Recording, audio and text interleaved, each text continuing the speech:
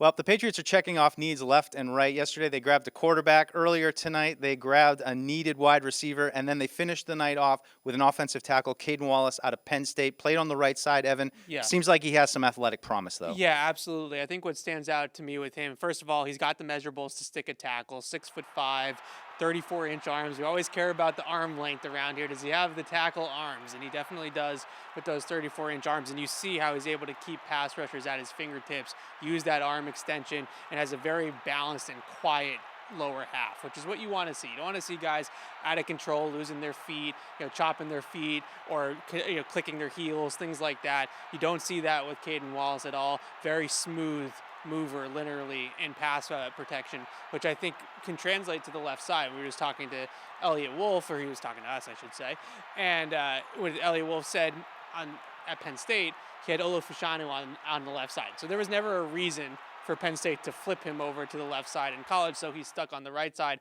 Made 40 career starts, though, on the right side. So he's got experience, he's got tackle prowess, technique. I think that this is a solid pick for the Patriots on a guy that I think a lot of people were maybe late to, a little bit of a late riser here in the process, going from a fourth-round grade to maybe a third-round grade. Well, let's talk a little bit about the tackle position, though, because we knew this was a big need. I mean, all three of these positions were big needs for the Patriots. I mean, I think you look at most mock drafts, we talked about it, we did a couple. Everybody was hitting quarterback, wide receiver, tackle in some order. Now, the Patriots, though, we got Mike Onwenu out there, according to Elliot Wolf, that he's kind of the starter over there. Okorafor on the left side, penciled in as the starter, at least now. What does it mean? Not much in the spring, but, Evan, when you look at the depth chart, though, there just really isn't a proven left tackle still. And even the selection of Wallace, there's some questions about him playing on the left side. Maybe some potential. But for me, there's still some questions about this tackle spot, and you're hoping that Wallace can develop. That's the big question mark for me as well, is, all right, if he's going to flip over to the left side, I can see that he has the traits to potentially do that. But now you have to train him, and Scott Peters is going to have to go to work, the Patriots offensive line coach, on training him on the left side, which means that week 1 in September is probably a little bit lofty to think that he's going to be ready to play at a different position right out of the gate. So you're really talking about more of a developmental guy, which is what you're doing in the third round anyways. But I think you start to look at the fact that he played on the right side in college. He's going to have to flip over to the left side.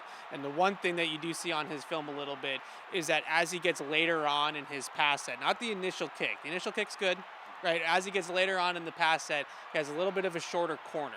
And so speed rushers that run the arc really well around the corner, they can get around him a little bit and beat him that way with straight speed. So those are a couple things that maybe on the blind side you'd have a little bit of hesitation about him being over there. But I think he's a good NFL offensive lineman that will be on a roster for a while. And let's face it, we're not talking about them picking a guy 10th overall here. We're talking about them picking a guy 68th.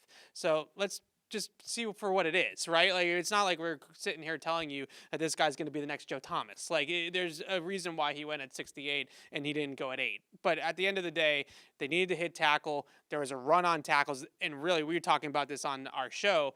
The run on tackles were at the point where it was like, how many tackles are really left that you're talking about having starter potential down the road? And we were starting to get to the end there as the third round commenced, and the Patriots had to jump on the train at some point. So 2 days down, and it's going to get interesting right away tomorrow, day 3, 2 picks now in the 4th round. Evan, what do you see kind of as the needs that the Patriots are going to have to hit next? I mean, it kind of frees them up a little bit. They've hit their biggest needs. We feel like maybe we can focus on, I don't know, defense? Yeah, maybe a little bit of defense for you. I think that's the biggest thing, too, though, is that this always happens with the draft. We all have our guys. A tackle, mine was Kingsley Suamatia. They missed out on him by a couple picks. Wide receiver, I was an A.D. Mitchell guy. They take Jalen Polk. It's not exactly ever the guys that you really envision it being most of the time, especially as we get later on in the draft. But those are their guys. They took the guys that their scouting department is confident in, and they did the most homework on and things like that, and they took their guys at those spots. Now we get into the 4th round. I think we do start to talk a little bit about some of those secondary needs, but as of right now, as we're taping this, the Patriots have double fours, right? They have 2 4th-round picks, and I do wonder if a double dip at one of these positions of need, tackle or receiver. Obviously, I don't think they're going to take a quarterback, but tackle or receiver, double dip here might be in play. If a guy like Tez Walker makes it to tomorrow, a North Carolina product, played with Drake May down at UNC, maybe they'd go inside, outside at receiver. Maybe they go with more of a guy that's a true left tackle developmental project with Caedan Wallace being more of a right tackle. Maybe they go that route.